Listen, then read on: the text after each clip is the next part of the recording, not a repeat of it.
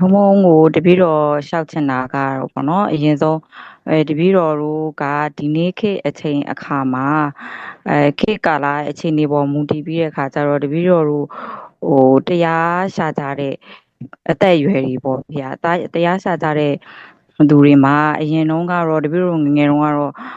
လူကြီးတွေမှတရားလုပ်ကြတယ်တတိယအရွယ်မှာတရားရှာဆိုပေမဲ့အခုခေတ်မှာခေတ်ရဲ့အခြေအနေအချိန်ခါတွေကြောင့်လူလတ်ပိုင်းတွေကိုလူငယ်တွေကအစပေါ့အကုန်လုံးကလောကရန်နဲ့တိုက်လာကြတယ်လောကရန်နေဖြီးစည်းလာကြတဲ့အခါကျတော့လွတ်မြောက်ရာကိုရှာတဲ့အနေနဲ့ဝိပဿနာတရားတွေကိုတော်တော်များများတရားစခန်းတွေမှာရှာကြတယ်ဒီ line ပေါ်တွေမှာလည်းတရားတွေနာယူကြပါတယ်ဖေ။အဲ့လိုမျိုးမှာလူငယ်တွေအနေနဲ့အခုမှစပြီးတော့တရားကိုဝိပဿနာကိုကျင့်ကြံမဲ့လူငယ်တွေအတွက်ပေါ့ဖေ။ဝိပဿနာဆိုတာကဗုဒ္ဓမြတ်စွာဘုရားပြခဲ့တဲ့ဝိပဿနာဆိုတာဘာကိုပြောတာလဲဆိုတာရယ်ဗုဒ္ဓမြတ်စွာဘုရားတကယ်ကိုသိစေခြင်းနဲ့နီးမှန်လမ်းမှန်ဝိပဿနာဆိုတာလေးကိုတပည့်တော်ကိုဖြေကြားပြီးတော်မူပါဗျာဝိပဿနာဝိပဿနာတော့ဒီခေတ်မှာတော့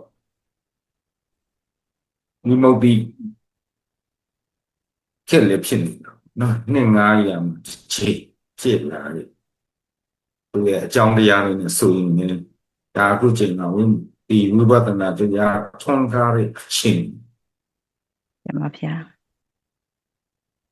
ဒါပေမဲ့စိတ်မကောင်းစရာကဒီနေ့ခေတ်မှာ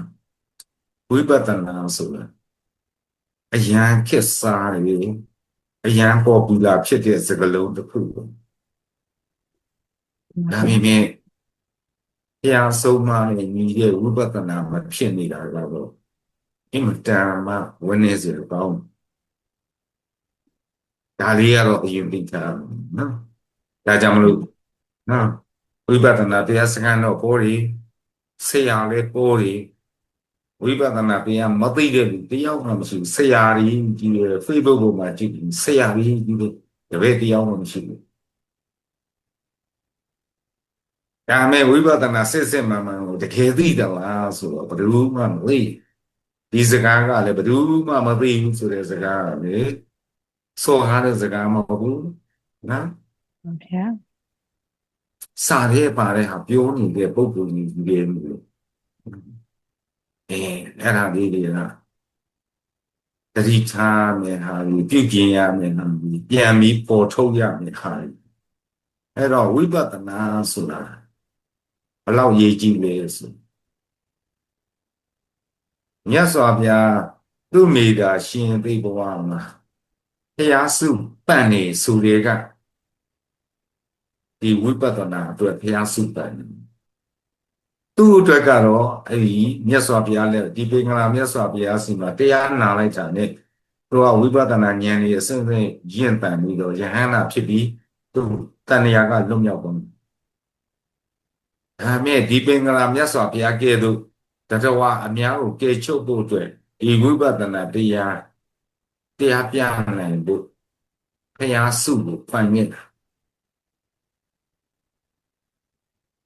အဲ့တော့ဝိပဿနာဘလောက်အရေးကြီးသလဲဆိုတာဘုရားစုပန်ခဲ့တာနော်ဟုတ်အဲ့မြတ်စွာဘုရား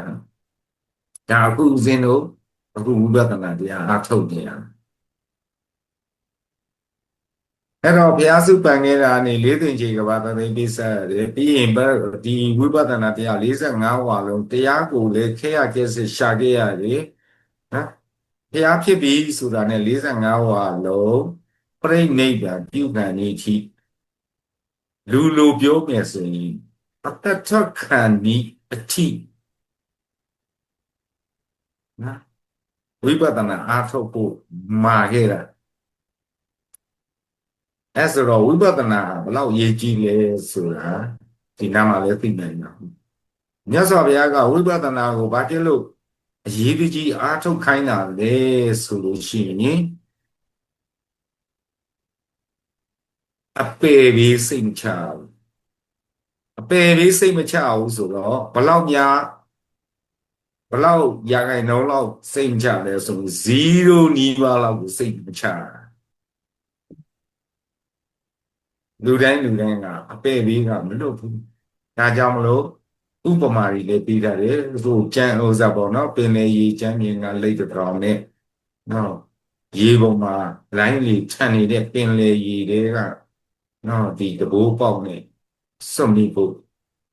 ဘယ်လိုမှအဆင်မပြေဘူးအဲ့တော့နားလေလွယ်တာကတော့မြမာပြည်ကအတဇင်းနဲ့လူပြည်ကအတဇင်းထိဖို့မလိုဘူးလူတယောက်သူဂတိရောက်ဖို့လုံးဝမလွယ်ဘူးဆိုတာဒါဖျားဖောနော်လက်သေးကွန်မော်ကမြေမုံနဲ့ကဘာမြေလူကြီးရဲ့မြေမုံနဲ့ဘယ်ဟာများတော့လက်သေးကွန်မော်ကမြေမုံလောက်တော့သူဂတိရောက်တဲ့လူအဲ့ဒီလောက်ကဘာမြေလူကြီးလောက်ကအပေကြလက်သေးကွန်မော်ကမြေမုံလောက်ပဲအပေလွတ်ကြတယ်ဒါတွေကအလကားဟောထားတာမဟုတ်အဲ့ဆိုတော့ဝိပဿနာဘလောက်အရေးကြီးလဲအပေဘေးနဲ့ဆိုင်နေဟိုနော်အဲ့ဒါကိုပဲမြင်အောင်ကြည့်အပေဘေးဆိုတာတိရစ္ဆာန်ဖြစ်ခြင်းလား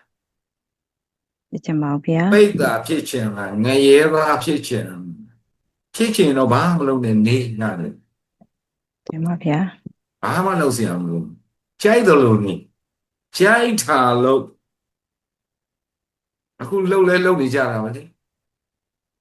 ပါဗျာကြိုက်တာလို့အပေဘေးကတော့မလုပ်ဘူးအဲ့ဒီအပေတွေကျသွားပြီဆိုရင်ပြန်တက်ဖို့ဆိုတာ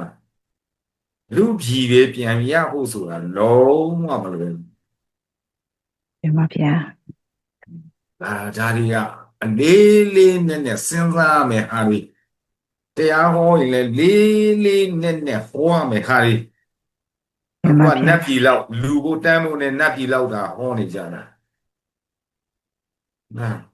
အပေလေးကြပါမှာဟောအောင်ပါတကယ်ကြပါတရားကိုယ်တိုင်ဟောတာလေဒါနသီလလို့ဒါပဲမင်းတို့အပေလေးစိတ်ချတော့ဒါနသီလကြိုက်တဲ့လောက်လို့လေလုံးရမှာဒါမဲ့မင်းတို့အပေလေးစိတ်မချဘူးနော်ဝိပဿနာအားထုတ်ပါရဒီစကားတွေကလေးနဲ့ရမ်းလေးနဲ့ပဲအဲ့တော့ဒါတွေကိုလေးနဲ့စဉ်းစားရမယ်ဟောကြားတဲ့လူကလည်းလေးနဲ့ဟောပေးရမယ်တင်ပါဗျာခုနကမေးတဲ့ဝိပဿနာ